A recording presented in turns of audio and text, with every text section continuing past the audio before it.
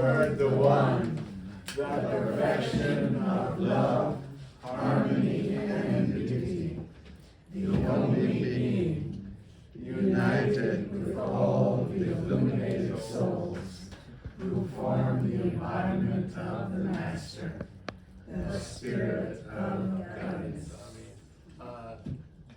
Let's sing a little together, everything to start. Otherwise, too much talking. Goes like this. Do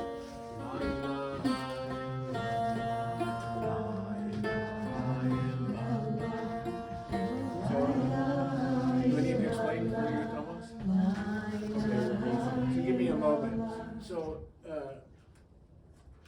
first of all, we're in a lineage we're called Sufis, but it's a lineage of love, harmony, and beauty. So in that way, it's universal. So it's not that we're non-denominational; we're multi-denominational. We embrace all the wisdom of the world, and we're happy to learn from everyone and to practice so much of what we've learned from other people in the world. But we recognize, and I think this is just since all of us have doubt as a companion, we recognize that there's a gift that's been given for humanity, which is that sound has effect apart from meaning, and that there's such a thing as what we call sacred phrases, or in India called mantra yoga. And so it's a leap of faith to think that I'm going to repeat a set of sounds or words, and that's going to change my consciousness and help the world become a better place. So that is a leap of faith, or a leap of experience. You know, it starts with faith, but later it's unquestionable for someone who's practiced it. So there are many languages that are considered, quote, sacred languages, or where the principal sounds that are in those languages are used to change consciousness and awaken the heart. So this is Arabic, and it basically says, La ilaha, this isn't it. This idea of being separate, separate, different, and then it says, illallah, this is it. That the real nature is one, and that we've adapted somehow to thinking we're all separate, and we bought into that scenario. We're sticking with it for a while, but now we're going to work on reciting this phrase as a way of loosening those grips, and also inviting loving kindness and compassion. So we sing it like a love song to a beloved. So if you don't know the words, if you just think, oh, my sweetheart, I'm calling you, I want to be with you, that's kind of the attitude of the heart. Oh, my sweetheart. Sure, in the end, there's only one, so there is no sweetheart, but there is no, how could there be? Which is it? It's either two or one. So, but in our current condition, it's two. Or I don't know, but I shouldn't speak for you.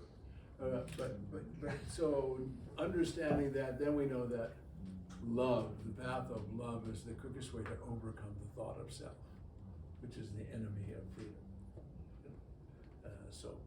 So we're singing a love song. La ilaha illallah. Nothing exists but God.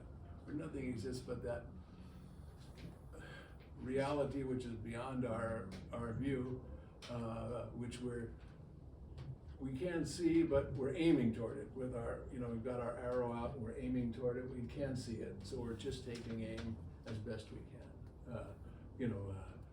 My aim would be based on kindness, strength, courage, tolerance, forgiveness. I like that. That's where I'm taking aim. Okay. And trying to quiet down my mind and look what's deeper. What do you think, Anne-Marie? Yeah.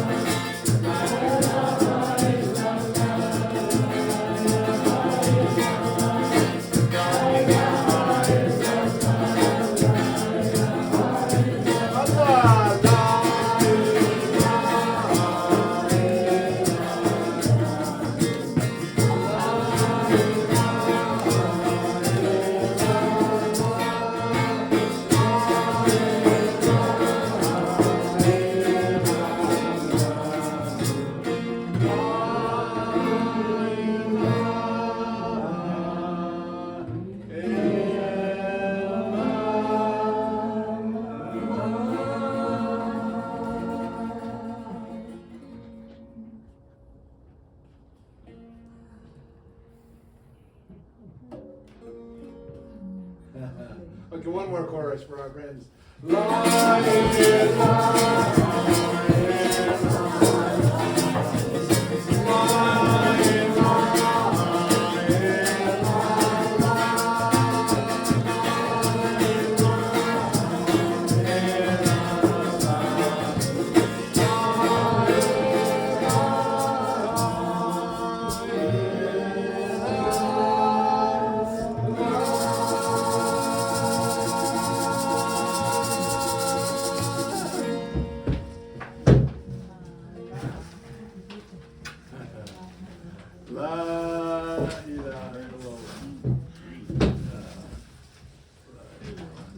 So nice to be here with you. So nice to be with other human beings.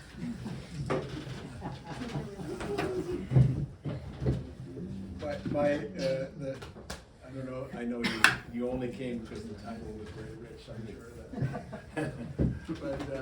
But I did like the title. Do you remember the title at the top? See, I said everything I want now.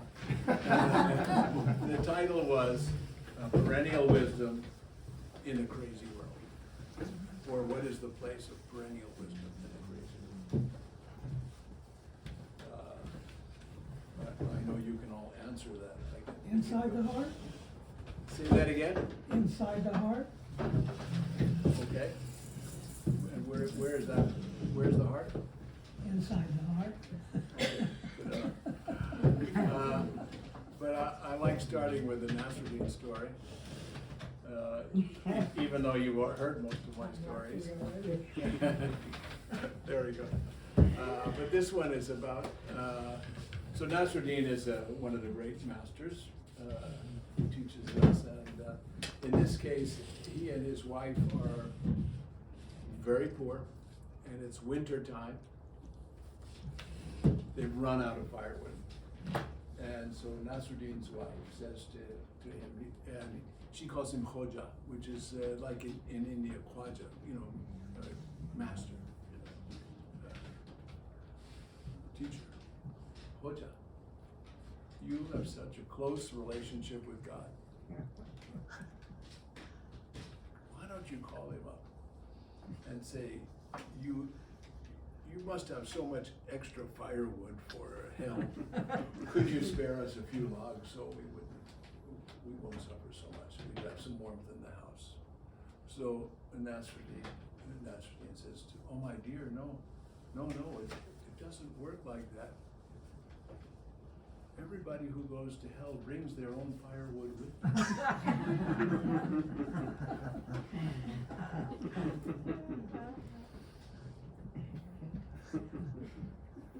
Yeah, so. I'm trying to burn mine off before I go. Well, you might need it to get warm. Who knows? You just gotta be careful about that.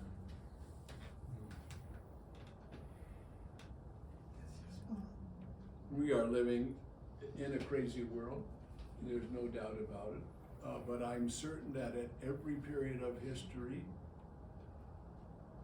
everyone could have said, we're living in a crazy world.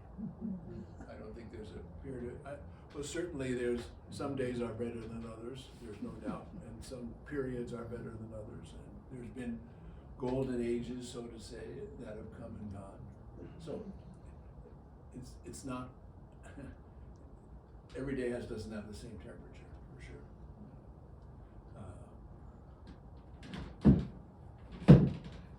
Our environmental problems, our political problems, the hatred, inequality, racism,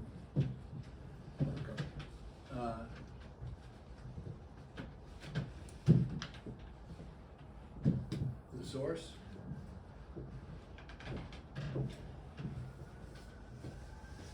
each and every one of us. Human confusion, greed, jealousy, anger, and so on and so forth. Pride, whatever all the other qualities we somehow manifest, thinking that if we See, I turned off my phone and my watch is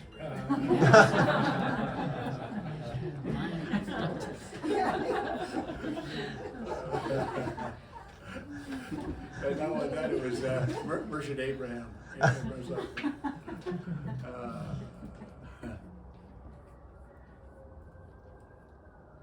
So,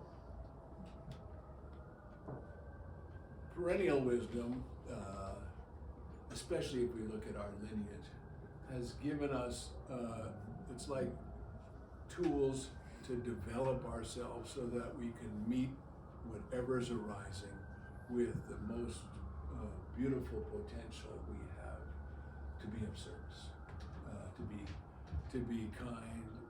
We all said our names, but I don't know your name. Hi, Diana. Welcome back. Sorry I got late. Oh, And this is John. thank you, John. And what's your name? Debbie. Hello, Debbie. And sir? Jonathan. Yeah, Debbie. What's your name? Shabda. I already introduced myself. We've known each other for 53 years. Actually, Jonathan, only 52. Yeah. Yeah. What was I saying? That Merchant Abraham called you on the telephone. So, naturally, we can all relate to the fine qualities that a human being can bring. And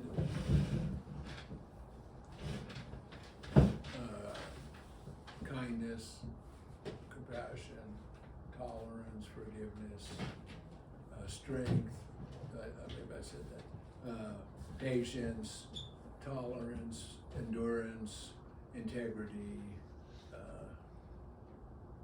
generosity, gratitude, and the most important, being in tune with the infinite. So all those other qualities I said first,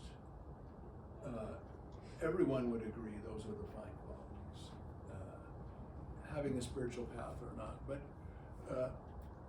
we who have who find ourselves in a lineage of mysticism see something, a greater goal, a greater guidance, to answer what's the purpose of life. You know, Jalali Rumi said, whose idea was this anyway? You know, to make the lover so visible and the beloved so hidden.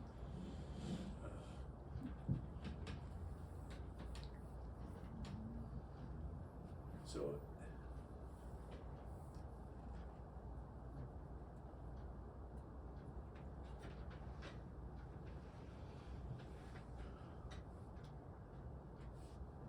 we clearly have a sense of I. Here I am, my phone rang, I. I know that I have a best. I know the best has a time limit. You know, I'm not saying anything spectacular here. I know I have a physical body, which has eyes, ears, nose, and so on, which allows me to experience, who's me, to experience smell, taste, touch, and so on, our senses. But who's the experiencer? Who is the I when everything else is stripped to pay? And so that in some ways is our investigation. Is there, you know, if I asked any of us to locate where your I, you know, is, be hard pressed to look at it. Can't say. Well, it's Quran says closer than the jugular vein, you know, so it's close by. And still, we view it with a sense of possessiveness, like my I and your I and your I. But mystics have shown us, and our experience is teaching us, that there is one all-pervading blessing. There's no words that can do it.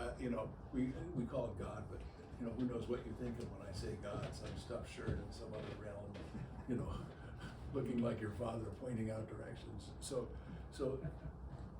there's an essence, your essence, my essence, the essence of everything from the point of view of mysticism is one.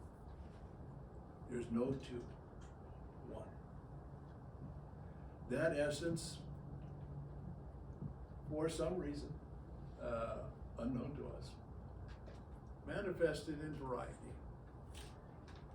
Each part of that variety delighted in its existence and got confused who the I was. You with me? Yeah. We all feel the I, so that's really good. That's wonderful. Because but now we have to expand that point of view, or we have to deconstruct our attachment to a limitation. If I thought I was this vast, boy, I'd be really bummed when it's starting to, it's going. It's whatever. It's typical. It's happening all over, but it's going. It's going to fade, and one day it's going to be turn into something else. And where did it come from? Earth, water, fire, air, and ether. It was borrowed or reconstructed in the form of, in this case, food that a sheep ate, that grew hair on its body, which was shaved and spun into a piece of cloth. And when it's done, nothing gets lost. I mean, it's just all cycling, right? So this borrowed material, earth, water, fire, air, ether, or space, whichever, however you'd like to say it, right? It's borrowed. Oh, you are claiming ownership of it? Oh, how do you do that? It's mine. For sure, that essence which is within you is a caretaker. It's taking care. So now if we go back to perennial wisdom, now we can see everything is made out of earth, water, fire, air, and ether.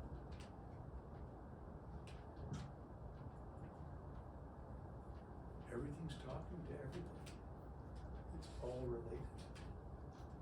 All water, it's related. I'm part of I'm about to go to The Hague, to the International Peace Palace, for another iteration of a peace conference with a group of spiritual leaders and scientists. We've been to Greenland, we've been to India, and so on. We've enjoyed ourselves to trumpet the call of the unity of religious ideals and the unity of human ideals. And our theme is water for life. And last time we met in Assisi, we had a very educated presentation by water scientists. So they did experiments where they could demonstrate that water could have two different states. Obviously, many states, but they were trying to show a contrast, coherent and incoherent water.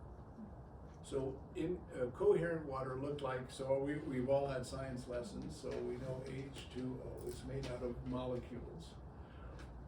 And in the coherent water, when it's looked at with, I guess, electron microscopes, all the H2Os are dancing in a beautiful way together. Right. They all relate to each other. And in incoherent water, they're not. And they were able to do experiments where when they placed coherent water next to incoherent water, the coherent water organized and convinced the molecules of the incoherent water to get along with each other and dance together. So, wow. In 1970, I was traveling with Merchant Samuel Lewis, you know them, somehow the reason for this house in a beautiful way. We were in New York City. He was, most of you know, he was aside from being a great spiritual master, he was also a soil scientist and a gardener and worked on water desalinization and crop and so on and so forth. So we were invited to New Jersey to the office of this man named Cleve Baxter, who was working on a book. He was doing his research, which later became the movie The Secret Life of Plants. Some of you may are from the 70s, so it dates us. He was an FBI expert on the lie detector machine. So a lie detector machine is a machine that basically measures change of electrical potential on the skin. So if you get excited, your electrical potential changes and the needle moves. So that's the soft version of how it works. So he's retired. He's in his office. He had one of those machines, and he says, "I'm gonna hook this machine up to the leaf of my ficus plant. I don't see one in here, but house plant. One of the most common house plants and very vigorous plant. So I'm gonna hook it up to the leaf of the ficus plant." And so he hooks it up and he said, I wonder if anything will happen if I burn the leaf. He had that thought, and the needle went off the edge. Right, he didn't burn the leaf. He had the thought, and the needle went off the edge. So that was the first note of his research. So that meant that plant could hear, receive, feel, understand the content of his thoughts, or what he proposed to do. The research goes on and on and on. And this is just what I remember from 1970 sitting in that office. I think the next really impressive thing that he did was, now he sets up the machine so it's on the plant all the time, and he's going to observe what's happening in the world that I'm in, where the needle moves, and then kind of go backwards to see how sensitive the plant is. He gets some live shrimp at the store and he puts them in the hot water for lunch. He brings them to the office, and he's going to make lunch. He boils the water, he puts the shrimp in.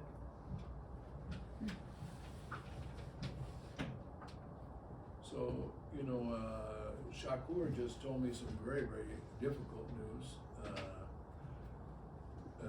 15 minutes ago, that a few hours ago, what did you say, 15 children were murdered at a school by some deranged young teenager. 18. Yeah. So, let's just take a moment and, okay, that happened. We can't change what happened. But we can now send our feelings with confidence to the feelings, or whatever you want, however you want to name it, of those people, those young children whose reality got significantly altered, who no longer have a vest to wear, who no longer have their physical bodies.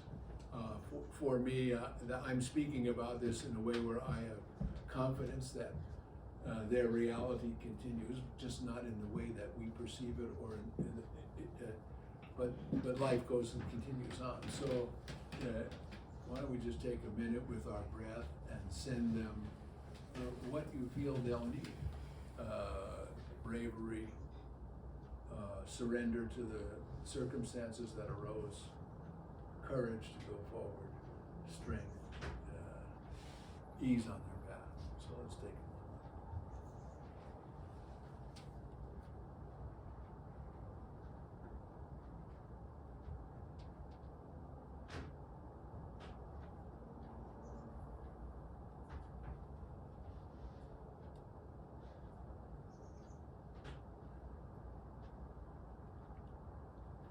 Why don't we even speak to the killer?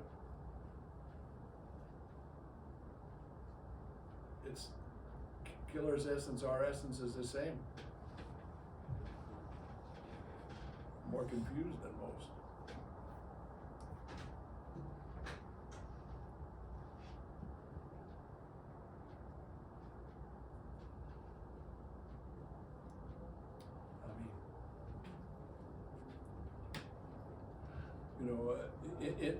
It's a little diversion, but in that way, forgiveness is about changing something inside of you so that you can manifest loving kindness and compassion rather than anger, rage, disdain, and so on and so forth. Forgiveness doesn't have to do about the other person's. It's not what's the word? Condoning their behavior in any way. You might need to put them in jail or whatever. I mean, we may not be in favor of death penalty as a precautionary method, or whatever, a punitive method, but we don't have any question. We need to, he's not alive anymore, but if he was, we would want to do something, or even just simple things. So forgiveness doesn't, in the way of my understanding, forgiveness is about changing yourself.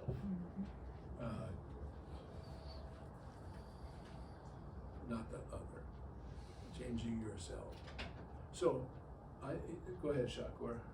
My understanding about situations like that, which I've experienced before, what I get from God, he says, mercy and compassion upon the killer, mercy and compassion upon the victims. And I've got that 3 times. Every time I get angry, I get that. We accept it. Thank you. Good wisdom.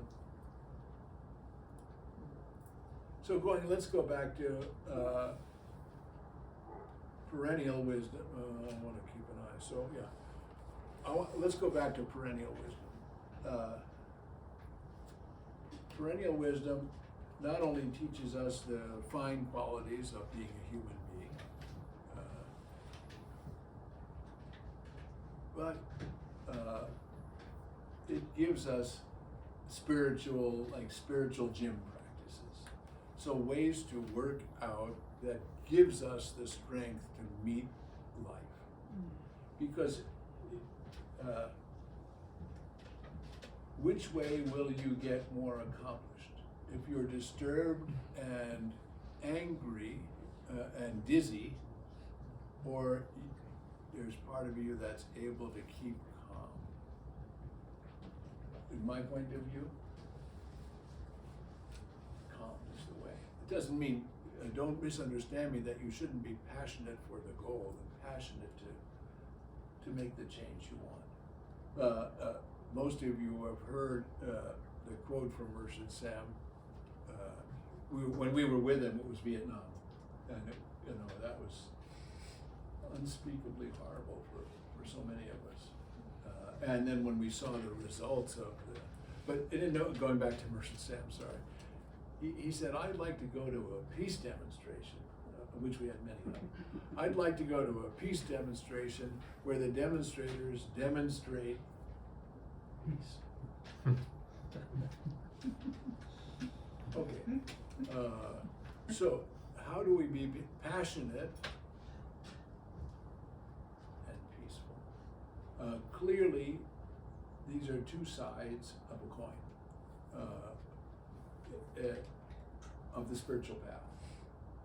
If you don't have any fire and any passion, get it. You're not gonna get anywhere. You need some fuel, and you need some warmth.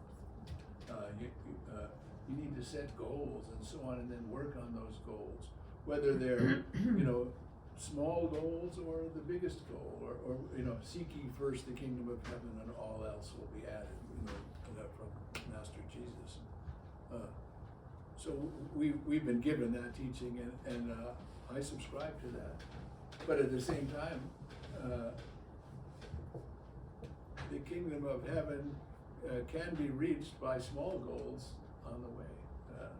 I want to learn music. I want to serve people. I want to serve orphans. I want to, whatever your matter of service is. So we want to have passion for the goal, but if we analyze ourselves, we know that when we get passionate, oftentimes we get carried away and we get heated up.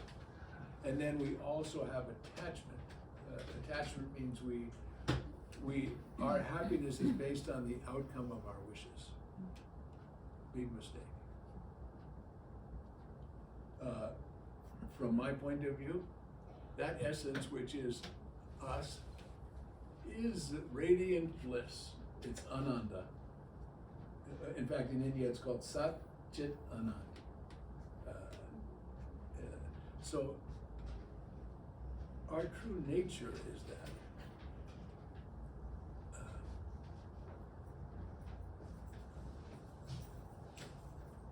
So, on the one hand, we want to concentrate on strength, manifest,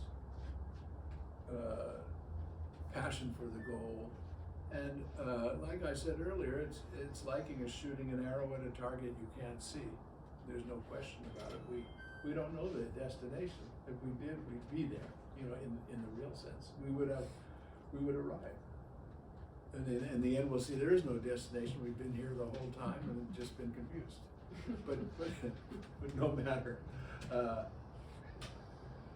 Passion for the goal has to be balanced with making friends with what's arising. To be at ease with whatever is there. And I think you all have already joined my world religion called relaxitarians. And the trouble with most people, they misunderstand relaxitarian religion, and they think it means lying around and doing nothing. So that's the wrong understanding. It's more like ease-atarian. So if you lean too much on the ease side, as an alchemist now, you can become complacent. I've become complacent at times, okay. Sometimes they call it spiritual bypass. Not gonna deal with it. It's okay. But if you lean too much on the passion side without alchemy, you get heated up. And oftentimes you do damage. Right? Because your goals then aren't based on the highest ideal. They're based on selfish ideals. So in that way, our life, it's the gradual movement from self-ish to self-less. So it may be that the reality is there is no self in terms of the way we think of something separate. Now, that's an awfully high ideal, but meanwhile, we can just think, we can calm down about ourselves. Calm down, deconstruct, be kind,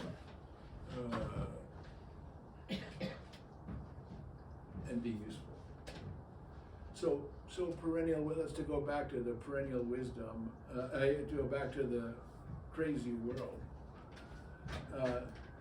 We're made out of earth, water, fire, air. So that means we share the body of everything we see. This is my body, this beautiful plant.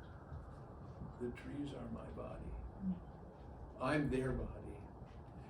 I don't know if you've seen the cartoon of the two trees are talking to each other. Mhm. You've seen it, yeah. And one says to the other, says, "Do you think humans can communicate?" The other tree says, "I don't think so, because they don't have any roots." And all the science of the day shows how the plant life, the tree life communicates with each other, how the trees take care of each other. So that's great on the physical, but I can tell you with a lot of confidence that that's happening all the time in every realm. The trees are taking care of us. And so, like most of you, when I look at this plant, I have a sense of devotion and awe, and so that's nice. Like if I looked at you and said, "Oh, Zubin, you're so wonderful," and okay, I'm gonna calm down now. You know, I'm okay. People don't hate me here. I hate you. You know. So I appreciate the place of all these things. As I walked in, I saw the fruit trees coming in, the new grass, you know, the flowering bushes there. So I have a paradise of a backyard full of great plants. Those trees, I feel the trees, they're with me all the time, wherever I go. I even had the experience where I'd be in Europe, and the flowers of one tree, the smell of it would come and say hello. Go figure. So, those trees are my body. Now I'm going to take care of them. They're going to take care of me. You know, who's to say who's taking care of who? They may be taking much more care of us than we are of them, even though they're rooted and we're mobile. And certainly, in a lot of ways, we have the upper hand. We have the capacity to nurture in a very, very special way. Our command of the elements. So now with the new understanding about water, it's the same thing. Your loving kindness is going to help the water. I'm not saying this in place of great science to purify rivers, but we've all learned how extraordinarily quickly nature can heal itself if we allow her. And certainly, you know, we talk about saving the planet. That's a little bit of a misnomer. I know what we mean, and I want to save the planet. But what we're really saying is we want to save the condition of the planet that will allow us to live here, because planet's going to be fine. It's been going for whatever millions, billions. I don't have the accurate number, but it's been around for a long time. Human beings disappear. It'll, you know, heal. You know, it's going to be fine, and it will go through its own cycles just like we will. So, it's telling me time to stand.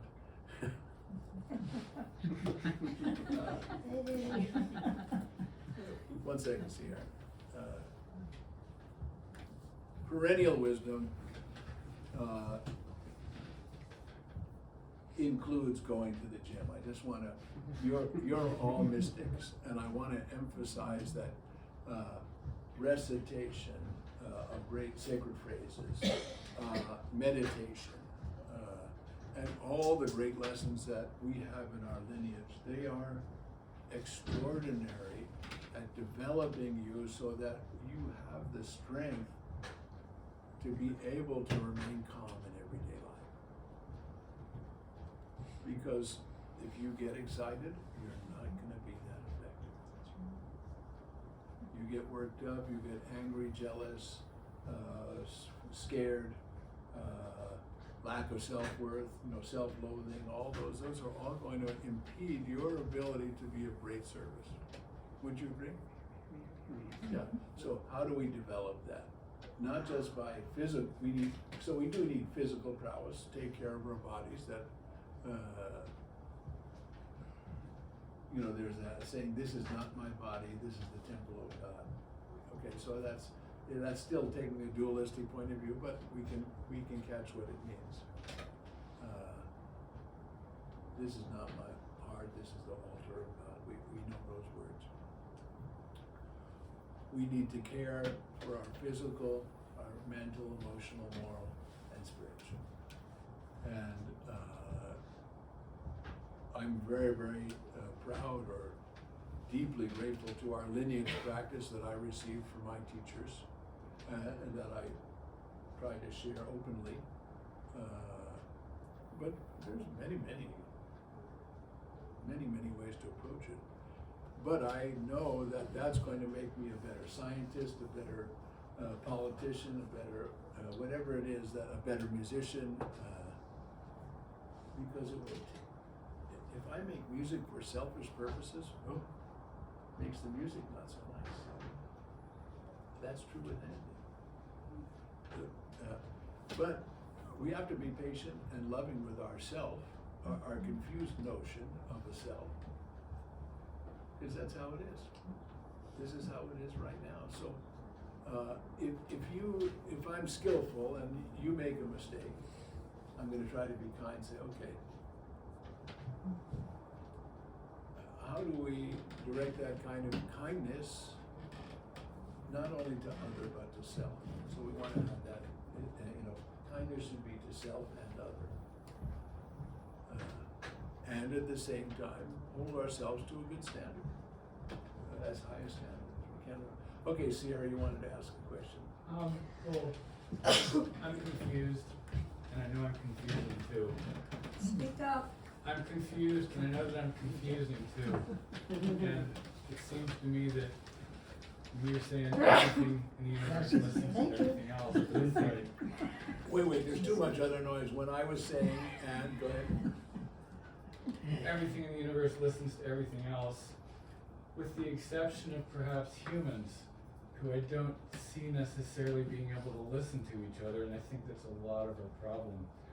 And I also, you talk about going to The Hague and, trumpeting, which is kind of like getting louder or whatever, but just cohesive and, basically just radiating and having our space. Maybe I should just stay home. I like that. Well, yes. I mean, I go there, I stay there all the time or go there, but. What are you doing here at the Khankah? You should have stayed home, man. Well, I rode with you, you're coming anyway. Good enough, same thing. Anyway, where I'm going with it is just the dilemma and balance of going someplace and knocking somebody loud enough that they can actually hear or see anything outside of what we think we believe. Yeah, so here's... And Okay, isn't sorry. even our place to do that, rather than just allowing or being whatever is. Good enough. I'm gonna take action. I'm gonna dig in my garden. I'm gonna plant vegetables. I'm gonna try to be kind to people. And going to The Hague is just another action I'm taking. And not only that, don't underrate the power of realization.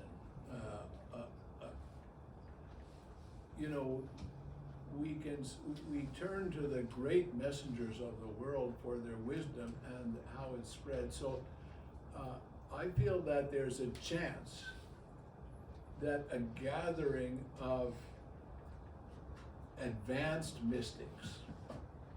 Now, I'm sure everyone who's going to come has a selfish side and a selfless side. I was in no way saying traveling to The Hague or anything.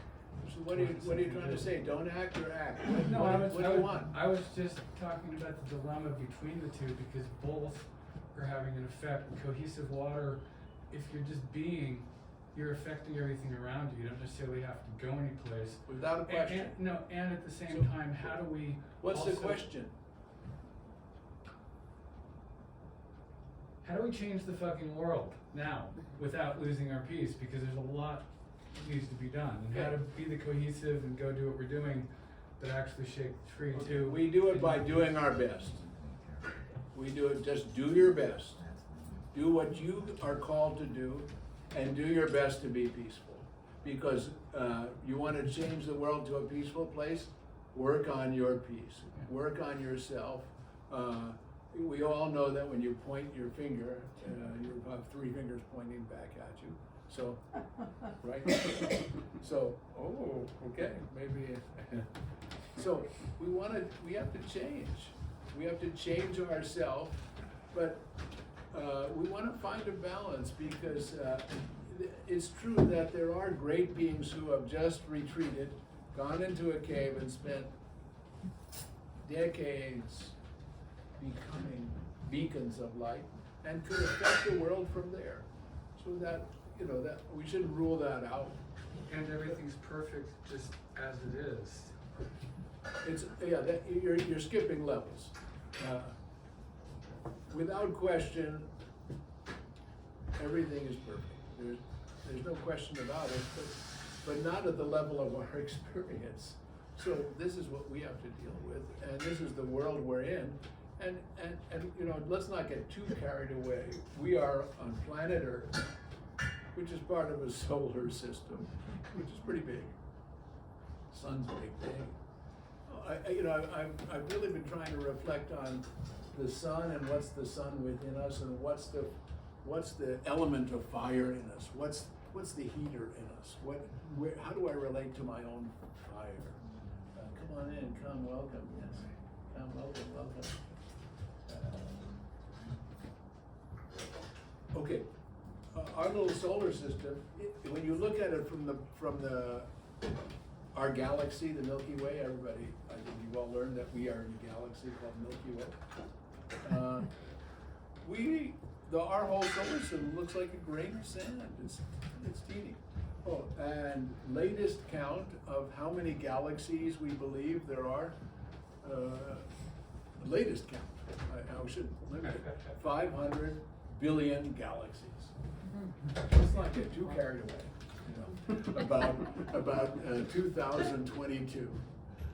In this teeny tiny history of humanity, if you've gone to Waldorf as a child, in Waldorf they had a blackboard, that went across the front of the room, and it showed the history of planet Earth, right?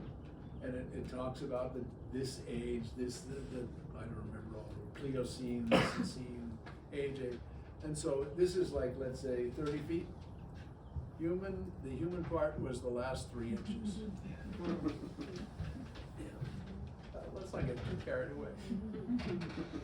And at the same time, we know our feelings, what it means to feel alive, what it feels to suffer. And so it's natural. Let's relieve suffering. It's natural.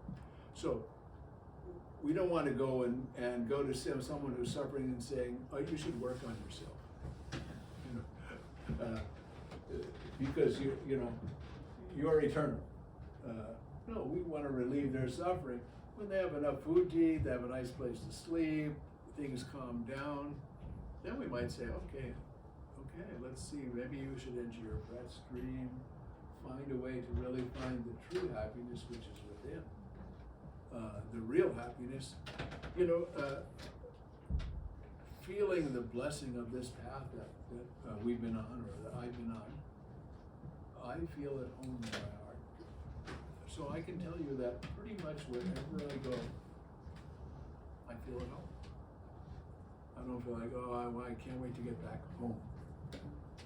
Naturally, I love going back home. Don't misunderstand me, but I'm at home. I feel at home.